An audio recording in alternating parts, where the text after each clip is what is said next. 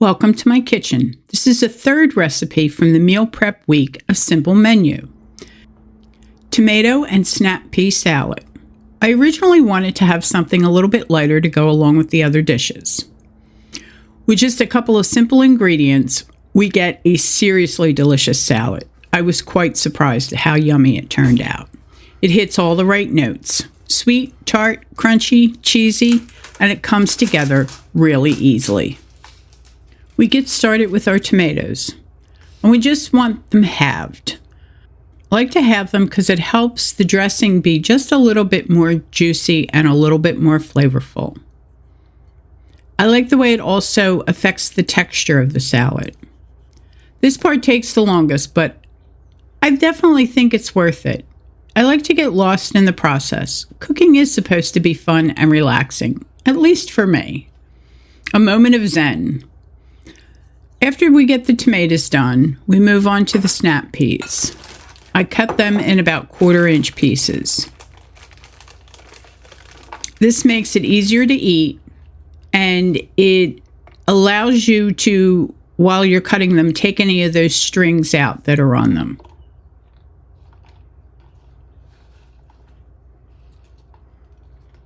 I like using snap peas in my salads because they have a great crunch and they have a little bit of a different flavor, and there's just a bit of sweetness to them. The dressing is next. This gives it a chance for all the flavors to marry together while you're getting the rest of your ingredients together. You start with a clove of garlic. You don't need a lot. I just used a little bit because this is raw garlic. It's not going to get cooked in any way, so that can be a little bit stronger. And I decided to use the rasp.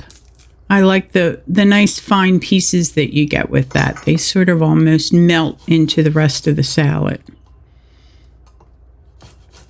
And then we're going to move on to the lemon. And you want the zest and the juice. Remember when you're zesting your lemon that you just want the yellow part. Try not to get any of the white part in there because that part's more bitter. And then when you cut your lemon and you squeeze it, make sure you keep the cut side up so that'll help keep the seeds out of the dressing. Next is the salt and the pepper. I also decided that I want just a little extra in there, so I decided to use some white pepper. White pepper is a little bit hotter than black pepper, and it gives it a nice warm heat. It's not a spicy heat like red pepper flakes would be. Teaspoon, and it just gives you a nice little mellow heat to it. And then the other thing I decided to put in is some dillweed. That has a nice herby flavor that's a little bit different than basil. Goes really nice with basil, but it's just another little depth of flavor that you get from that. And then we're going to move on to our olive oil. And we want to whisk in the olive oil, and you want to mix it up really well, and you want to keep whisking until it starts to get just a little bit thicker. And then we're going to move on to some Romano cheese. And I used the rasp to grate that too. I just like the way it has the perfect size to it. They're nice thin pieces of the cheese. It's not big chunky cheese. And then we're going to move on to some fresh basil. This is basil from my garden. Still getting basil out of the garden. And you just want to cut them into very thin, like little ribbons. And you do that by stacking the leaves up and rolling them lengthwise. And then just take your knife and cut down just little tiny ribbons. Technically, it's called a chiffonade.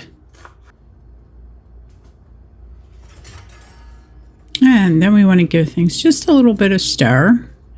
Then we can pour the dressing on it. And then you want to give it a really good toss. You want everything to be evenly combined and coat it with the dressing. Make sure every little piece has some dressing on it.